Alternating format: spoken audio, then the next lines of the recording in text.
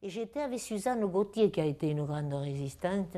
Et elle me dit, moi, je suis obligée de rentrer. Oh, ben moi aussi, je lui dis, parce que papa, qu'est-ce qu'il va faire, papa, mon Dieu, il va aller se battre.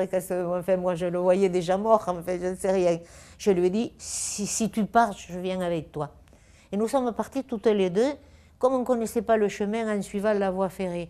Il y avait ces gros cailloux dans ces voies ferrées à l'époque. Et nous avions les fameux talons compensés comme ça. Alors, on s'est déchaussé, on ne pouvait pas marcher. On avait les pieds dans un état. Et arrivé à Saint-Cyprien, en effet, on a entendu le bruit des mitrailleuses, de tout ça. Puis, tout d'un coup, plus rien, la nuit tombait. Mais personne n'a voulu nous laisser rentrer. Il n'y a qu'un vieux monsieur gentil qui a dit « Mais qu'est-ce que vous faites là? Vous allez vous faire tuer ?» Et on lui a expliqué. Mais il dit « Moi, je vous prête mon jardin. Si vous voulez... » Il ne va pas faire dans... Les gens se méfiaient de tout le monde à l'époque. Et j'ai un jardin derrière, si vous voulez, vous pouvez passer la nuit dans le jardin. Ce que nous avons fait. Et aux premières heures du jour, nous sommes repartis. Mais ça, c'est quelque chose d'inoubliable, monsieur. Toulouse sans personne. Quand nous sommes sortis, Toulouse, ville morte. Parfois une petite tache de sang par-ci ou par-là. Il n'y a pas eu beaucoup de morts, mais il y en a eu quand même. Les Allemands, tout. Mais il n'y avait plus de corps, il n'y avait plus rien. Et on part pour traverser le pont de l'Hôtel-Dieu.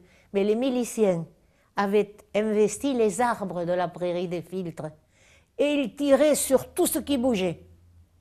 Heureusement, nous étions du bon côté, du côté des arbres, parce qu'avec le parapet, quand on a commencé à entendre ça, on s'est mis vite à plat ventre avec Suzanne. Et on a suivi derrière le parapet, parce qu'en face, ils pouvaient nous tuer. On était du bon côté. Et elle faisait que me dire, elle habitait que de Tunis, elle le connaissait, c'est le quai qui est au bout du pont de l'Hôtel-Dieu, là. Et elle me dit, mais il a allongé ce pont. Et non, mais tu l'as jamais fait à plat ventre, c'est vrai que ça paraissait long. Hein. Et alors là, elle est partie tout de suite, puisqu'elle était rentrée chez elle, et moi, je suis partie toute seule. La rue de Metz, pas un chat. La rue Alsace, pas un chat. Mais où est Étam maintenant? Il y a eu Bouchara par la suite, au coin là, en face le jardin, presque le square du Capitole. C'était la bibliothèque des Allemands et de la milice.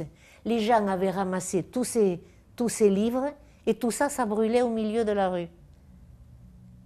Ça commençait d'ailleurs à plutôt fumer. J'ai dit, mon Dieu, mais alors tout a eu lieu.